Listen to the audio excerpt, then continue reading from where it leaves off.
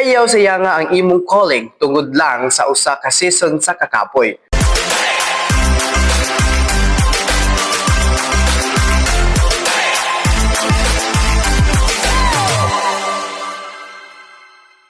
Para sa mga youth leader nga gikapoy na og nawad ang gana sa pagpangalagad, kabalo ko bugat ikaw ang ga-encourage sa uban pero karon ikaw ang nagluya. Ikaw ang gaampo para nila pero karon murag walay tubag ang imong kaugalingong pagampo. Youth leader paminawa ni. Una, normal ang kapuyon ka, wala ka nag-inusara.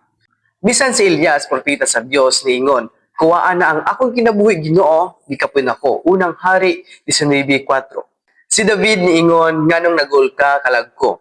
In Salmo 42 verse 5, kung sila gikapoy kinsa baka ta ang kaluya dili sala ang pagundang maoy delikado. Ikaduha, ang Dios wala na surprise sa imong gibati karon. Sa wala pa ka nahimong youth leader, nakita na niya nga naay adlaw nga kapuyod ka, pero gipili ka gihapon niya. Ngano kay ang iyang kusog makita sa imong kahuyang. Ikaduhang Korinto 12:9, ang akong grasya igo na kanimo kay ang akong gahom nahimong himpit diha sa kahuyang. Ikatulo, dili ikaw ang manluluwas sa imong youth assistant ra ka. Usahay mawad ang taggana kay gibati na ta nga kita ang responsible kung naay di mutubo, mulayo o mubalik sa bisyo. Youth leader assistant ra ka, si Jesus ang manluluwas. Ang imong trabaho magpugas o magbisbis, ang Dios ang magpatubo.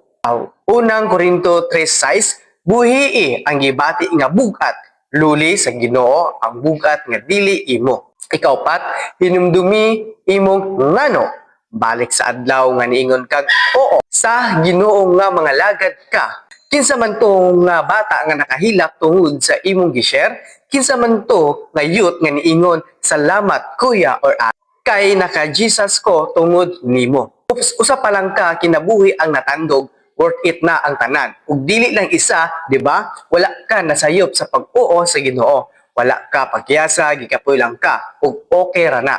Ang kalayo sa kandila usahay murag mupalong kung huypan sa hangin. Pero basta na ay pabilo, pwede pa musiga pag-usap. Ikaw na ang pabilo. Ang Ginoo na ang kalayo. Ayaw saya nga ang imong calling tungod lang sa usa ka season sa kakapoy.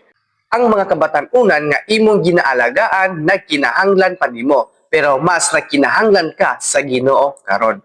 Pahulay, hilak, unya, bangon. Kay ang Dios nga nagtawag nimo, dili siya muundang og tuo nimo, sumala pa sa Filipos 1:6, kaya pa. Si Lord ang kusog, ikaw pabilin lang.